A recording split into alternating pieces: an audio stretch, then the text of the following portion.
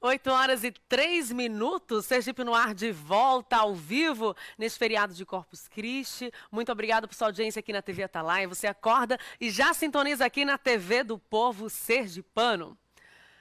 E olha, agora a gente destaca um alerta no tocante à saúde do Estado. Apesar da Secretaria Estadual de Saúde prorrogar a campanha de vacinação contra a gripe, a preocupação agora é maior, porque foi confirmada a segunda morte por gripe H1N1 em Sergipe. A vítima foi um homem de 39 anos que ficou internado no Hospital São José durante 52 dias. O paciente morreu no dia 23 deste mês. O representante da Secretaria de Estado da Saúde disse que o relatório confirmando a morte por H1N1 foi divulgado no início da semana. Era um paciente que tinha uma condição de saúde fragilizada, imunologicamente. O primeiro caso de óbito por H1N1 no estado ocorreu no dia 12 de maio. A vítima, um bebê de 5 meses que ficou internado no Hospital de Urgência de Sergipe. Dados da Secretaria de Estado da Saúde mostram que desde janeiro foram notificados 132 casos da doença e 44 confirmados e 2 óbitos. A campanha de vacinação foi prorrogada até o dia 15 de junho. De acordo com a Secretaria, até o momento 330 mil doses da vacina foram aplicadas, o que corresponde a uma cobertura de 65%. O diretor de comunicação da Secretaria diz ainda que a greve dos caminhoneiros prejudicou o acesso das pessoas às unidades de saúde, principalmente no interior do estado. Coincidiu com o período da campanha essa greve dos caminhoneiros. Então, os municípios, principalmente, a zona rural, há uma dificuldade muito grande de deslocamento em relação por conta de dificuldades de abastecimento de combustível.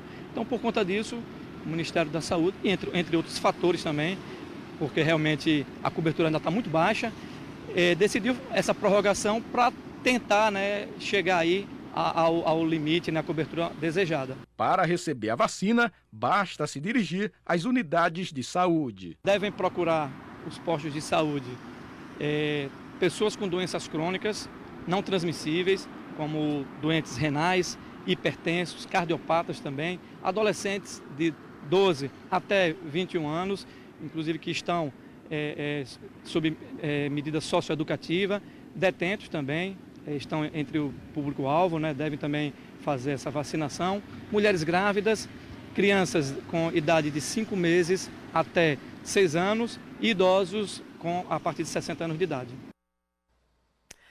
Agora vamos falar de saúde. Hoje é o Dia Mundial Sem Tabaco, comemorado todo ano, dia 31 de maio, que foi criado em 1987 pela Organização Mundial da Saúde. É um dia que serve de alerta sobre as doenças e mortes que podem ser evitadas, que surgem relacionadas ao tabagismo, ao hábito de fumar. Vamos conversar agora com o pneumologista, porque a informação que a gente tem é que o tabaco mata quase 6 milhões de pessoas por ano. E dessas, mais de 60 mil são fumantes passivos, ou seja, pessoas que não fumam, mas convivem com alguém da família que fuma. Se nada for feito, estão previstas mais de 8 milhões de mortes por ano a partir de 2030. Mais de 80% dessas mortes evitáveis atingirão pessoas que vivem em países de baixa e média rendas. Ao vivo, eu estou recebendo aqui o Dr. William Giovanni. Ele é médico oncologista, diretor da Clínica San Giovanni e é membro da Comissão Nacional de Combate ao Tabagismo da Associação Médica Brasileira. Muito obrigada, doutor Giovanni, pela presença aqui, doutor William Giovanni. Tão cedinho, nesse feriado de Corpus Christi, está aqui com a gente no Sergipe no Ar, para trazer esse alerta tão importante. E a gente vai fazer diferente hoje. Vamos começar, antes de trazer o alerta, a gente vai rememorar, deixar bem fresquinho na mente de vocês, como é que surgiu o hábito de fumar, onde foi que foi descoberto a questão do tabaco, do fumo, trazer essas informações, um pouquinho sobre a história disso, para depois a gente trazer o alerta para a população, Bom dia. Bom dia a todos que estão aqui nos ouvindo. É um prazer conversar com vocês. Infelizmente, nós vamos conversar de um assunto que não é realmente muito agradável, mas vale a pena. Vale a pena por quê? Porque o tabagismo, ele foi responsável no século passado pela morte de 100 milhões de pessoas. E isso representa muito mais do que aconteceu em todas as guerras que ocorreram no século XX. Se você somar os mortos da Primeira Guerra Mundial, da Segunda Guerra, incluindo aí o Holocausto, 2 bombas atômicas, Guerra do Vietnã, Guerra da Coreia e outras guerras que surgiram no século passado, as mortes com tabagismo suplantam o número desses mortos nesses conflitos mundiais, né? A história do tabagismo, é interessante essa sua colocação, a sua pergunta, ela começou a partir do dia 12 de outubro de 1492. 1492, nossa, quando bastante os tempo. primeiros europeus chegaram à nossa América, né, com as naus conduzidas por Cristóvão Colombo. Um dos seus capitães, Rodrigo Xeres, ele teve contato, entendeu, pela primeira vez com o fumo, com o tabaco, que já era usado há mais de 3.000 anos pelos nossos índios para comemorar ou proteger guerreiros e para fazer contato através da fumaça com os espíritos e com os deuses. Era uma espécie de ritual dos índios, né? Os índios não usavam aquilo como é usado atualmente, né? Os índios não tinham vício, exceto o pajé. O pajé acabava viciando-os porque ele usava aquilo em demasia. Muito bem, então esse europeu espanhol, Rodrigo Xeres, ele passou a fumar, né, através de cachimbo. E interessante que os cachimbo, ele era em formato de Y, né? Ele é introduzido no nariz e na ponta final é que acendia, entendeu, o tabaco. E aspirava pelo nariz. O Rodrigo achou aquilo interessante, passou a fumar e viciou-se. E levou esse tabaco para a Espanha. O interessante, quando ele chegou nas ruas de Madrid, ele passou a fumar o tabaco e ele foi preso. Foi preso pela Inquisição. E ficou 3 anos preso, para a sorte dele, foi ótimo, porque ele acabou abandonando o vício, mas a ideia e o costume espalhou por toda a Europa, né? E aí começou então a usar cachimbo, mais tarde charuto, só que o charuto, Tamires, era caríssimo. Muito, muito caro. Era um material importado, né, manipulado, e o preço era alto. E aí a sobra do charuto, né, que é o toco, o restinho do charuto, aquilo era jogado na rua. No lixo. Os pobres aproveitavam aquilo, maceravam, picotavam e enrolava com a palha de milho e transformou aquilo no que eles chamavam de cigarrito, em espanhol, ou na França, cigarette. Daí então veio a palavra cigarro. Agora teve a criação da máquina do cigarro, né? Como é que foi feita essa criação? E Pois aí é. a coisa realmente se difundiu, porque a população começou a consumir ainda mais e consumindo acabou também se viciando. Porque o cigarro era fabricado, tanto o cigarro como o charuto, de uma forma manual, né? E somente citando algo, o cigarro então nasceu do lixo, né? Porque era a sobra do charuto que estava na rua, que usava-se para produzir o cigarro. Então aquilo veio do lixo. Bom, um americano chamado James Duck, né? Ele trabalhava numa fábrica de cigarro nos Estados Unidos, de fabricação também manual. E teve a feliz ideia de, junto com um amigo dele, também chamado James Durham, de construir uma máquina para produzir cigarros. Na fábrica que eles faziam cigarros de forma manual, eram produzidos por dia de 200 a 400 cigarros.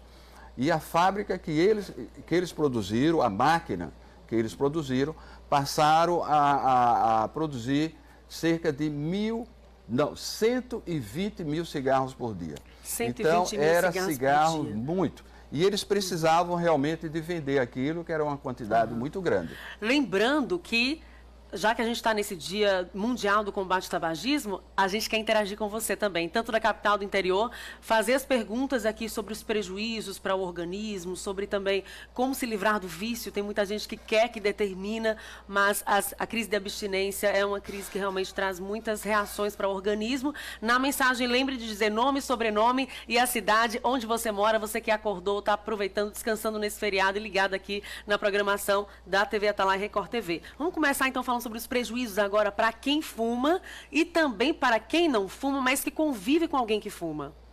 Exato.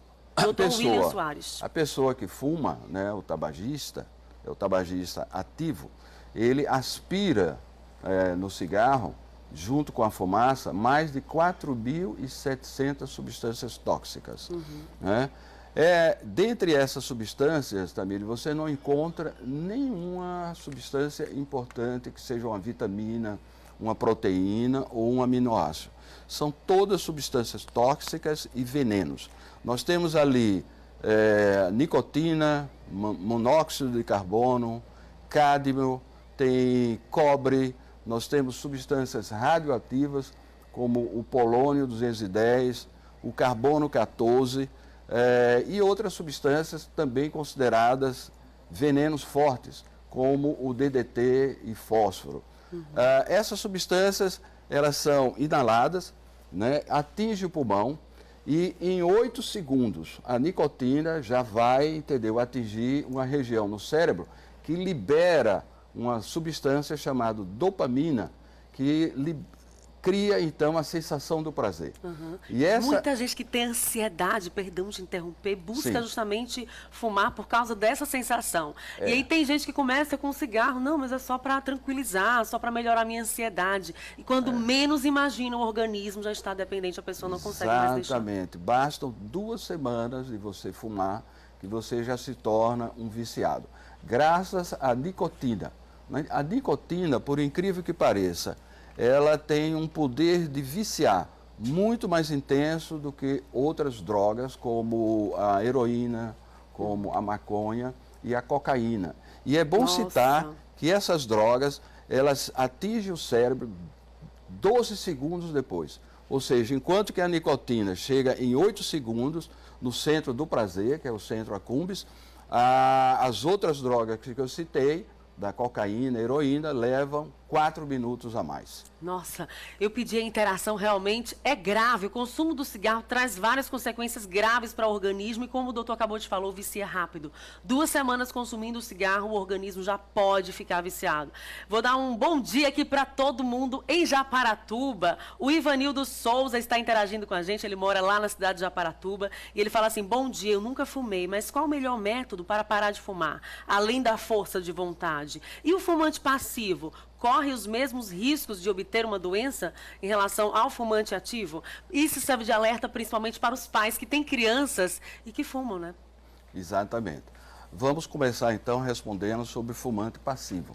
O fumante passivo, ele também sofre dos mesmos males que o fumante ativo. E convém assinalar que a quantidade de venenos, de substâncias tóxicas que sai pela fumaça que evola da ponta do cigarro é muito maior do que aquela que é aspirada, porque nós temos que lembrar do filtro, né? O cigarro tem um filtro na sua ponta e quando é absorvido, Vou esse mostrar filtro aqui, Fabinho, então rapidinho. esse filtro então vai absorver. Então, repetindo, a fumaça que sai da ponta do cigarro contém 50 vezes mais substâncias cancerígenas do que aquela que é aspirada. Contém 3 vezes mais nicotina, 3 vezes mais amônia e 3 vezes mais monóxido de carbono. Por isso esse alerta então, tão importante. o fumante passivo, ele sofre tanto quanto o fumante ativo. E só continuando, hoje existe o chamado fumante terciário, né, ou fumante de terceira mão. Porque o fumante ativo é de primeira mão, o passivo de segundo e o outro de terceira mão, que também absorve isso quando entra no ambiente que está contaminado. O nosso tempo está acabando, doutor, mas muito obrigada por todos esses esclarecimentos. Bom dia para o senhor, muito obrigada por trazer esse alerta para a população. Fumar faz muito mal à saúde, né, doutor? Obrigado. Muito mal à saúde e obrigado pelo espaço. Obrigada, bom dia. E ontem nós noticiamos em primeira mão que o Conselho Regional de Engenharia e Agronomia de Sergipe, o CREA, concluiu o laudo sobre a situação do Hotel Palace, em Aracaju, um prédio antigo que não passava por manutenção há anos. O presidente do CREA, o senhor Arício Rezende, disse que o Hotel Palace precisa ser interditado urgentemente e que não tem a menor condição de funcionar porque põe em risco a vida das pessoas. O laudo apontou problemas e riscos no sistema de eletricidade, rachaduras e falta de estrutura para casos de incêndio. O presidente do CREA disse que o laudo será encaminhado para o Tribunal de Contas do Estado de Sergipe, Defesa Civil, para que o Estado tome providência e interdite de vez o prédio.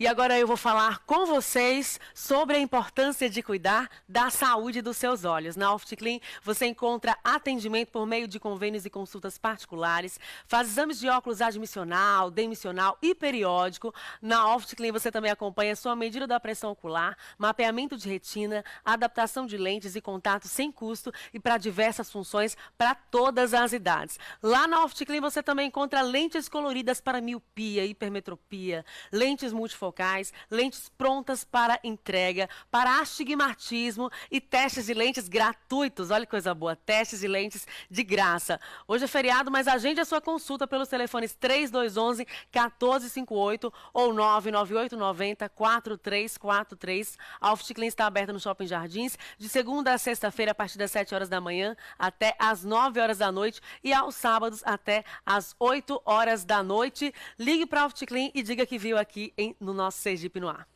Estamos ao vivo pela TV Atalaia Record TV, a TV do povo sergipano, 8 horas e 20 minutos. Vamos para um breve intervalo. Fique aí em nossa programação que eu volto já já.